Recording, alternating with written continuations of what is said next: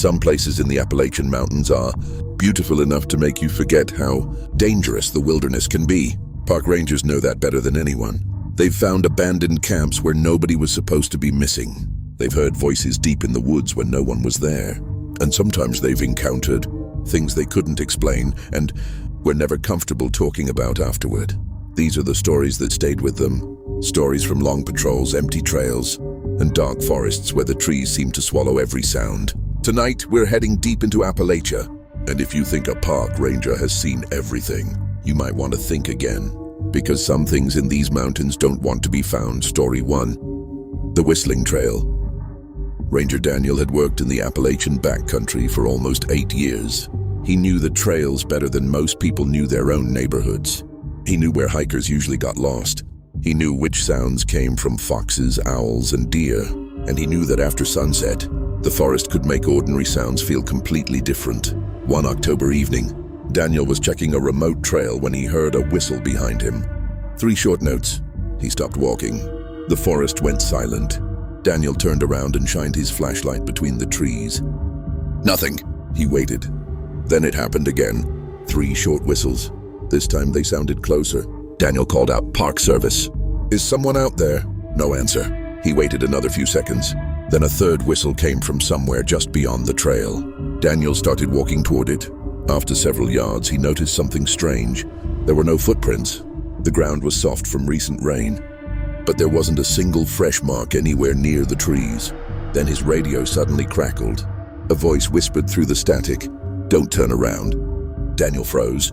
For several seconds, he didn't move. Then he slowly looked down. Fresh footprints were visible in the mud behind him. Bare feet. They began several yards away and stopped directly behind where Daniel had been standing. There was no second set of footprints leading into the forest. Daniel immediately turned around and headed back toward his vehicle. The whistling continued behind him. 3 notes, then silence. 3 notes, then silence. He never saw whoever or whatever was making the sound. The next morning, Daniel returned with another ranger. The footprints were gone, but one thing bothered him more than anything else. The final whistle had been recorded by his radio microphone, and when they played it back, they realized something Daniel hadn't noticed that night. The whistle wasn't coming from behind him. It was coming from inside his radio. Story 2. The Empty Cabin. Ranger Mason had spent years working in the Appalachian backcountry. He had seen abandoned camps before.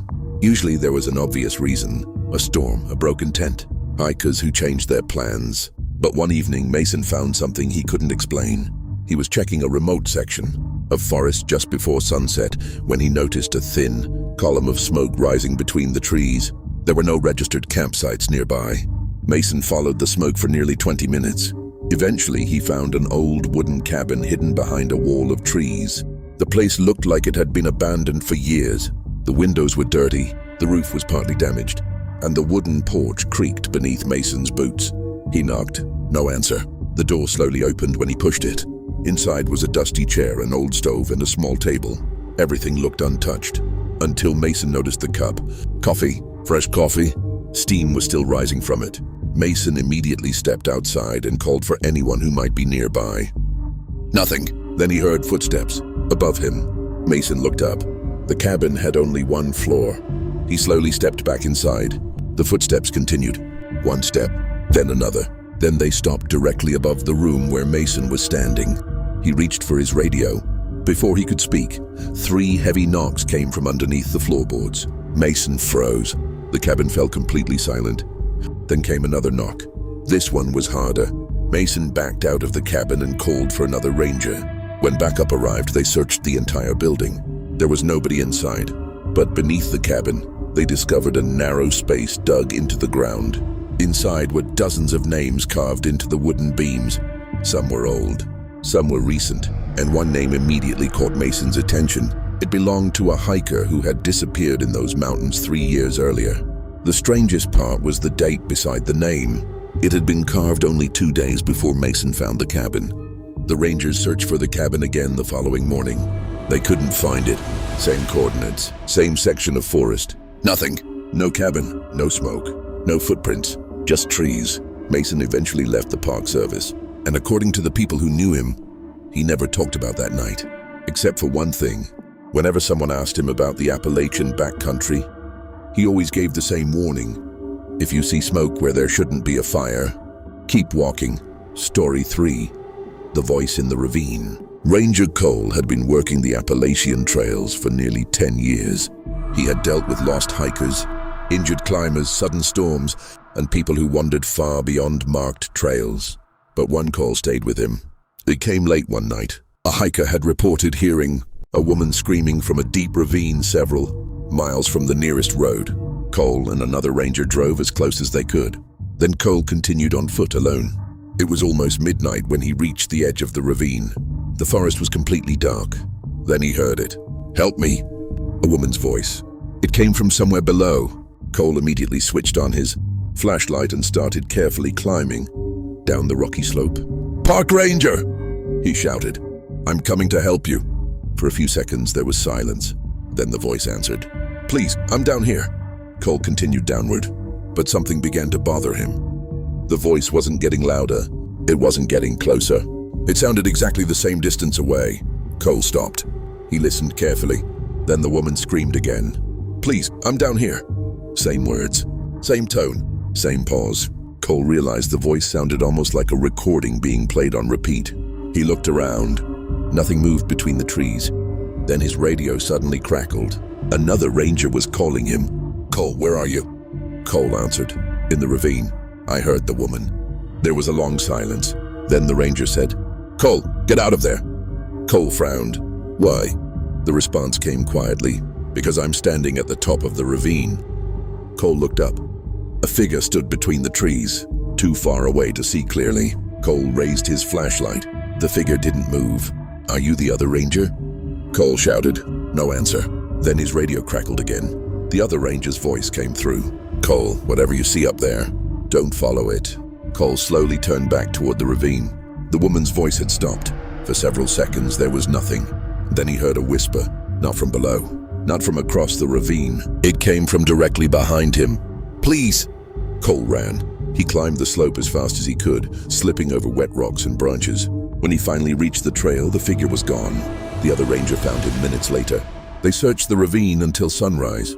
There was no woman, no campsite, no injured hiker, nothing. But they found Cole's flashlight nearly half a mile from where he remembered dropping it.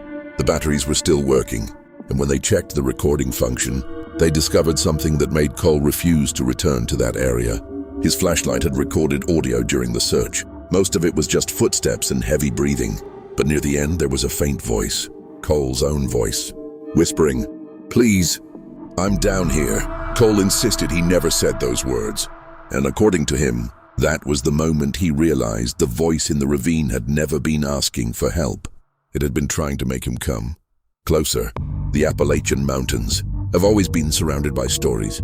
Some are easy to explain. A strange sound might be an animal. A distant voice might be an echo. A missing hiker might simply have taken the wrong trail. And an abandoned cabin might have an ordinary history that nobody bothered to record. But then there are the stories that don't fit. The whistle that seemed to come from inside a ranger's own radio. The cabin that disappeared after being found. And the voice in the ravine that sounded like it was waiting for someone to come closer. Maybe there's a logical explanation for all of them. Maybe there isn't. But one thing is certain. Park rangers spend years learning the wilderness. They learn its trails, its weather, its wildlife, its sounds. So when a ranger says something in the forest felt wrong, it's hard to ignore. Because the most frightening part of these stories isn't what was seen. It's what was never seen. The thing making the footsteps, the person behind the voice. The presence that seemed to know exactly where the ranger was standing. Maybe that's why some parts of Appalachia feel different after dark. The trees become darker, the trails become unfamiliar, and every sound seems to come from somewhere just beyond your flashlight. So if you ever find yourself deep in the Appalachian woods at night, and you hear someone calling for help from somewhere you can't see, stop, listen carefully, and whatever you do, don't answer, because sometimes the thing calling you out of the darkness isn't lost. It's waiting for you to come closer. This is the Hidden Fear Archive. And remember, some stories are better left in the dark.